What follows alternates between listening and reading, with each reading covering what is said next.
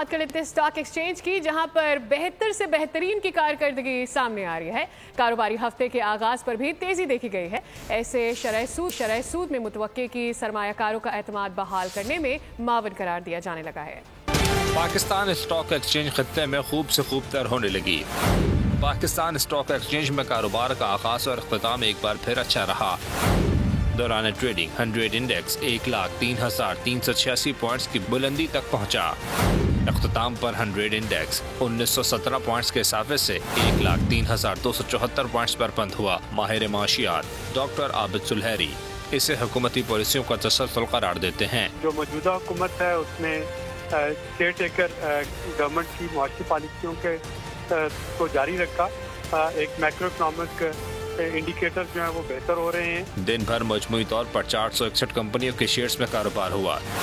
338 کمپنیوں کے شیئرز کی قیمتوں میں اضافہ، جبکہ 85 کے شیئرز میں کمی ہوئی۔ مارکیٹ میں 1,55,33,00,000 سے زائد شیئرز کا لین دین ہوا۔ اسٹاک مارکیٹ میں 46,98 کروڑ سے زائد مالیت کے شیئرز کے سودے ہوئے۔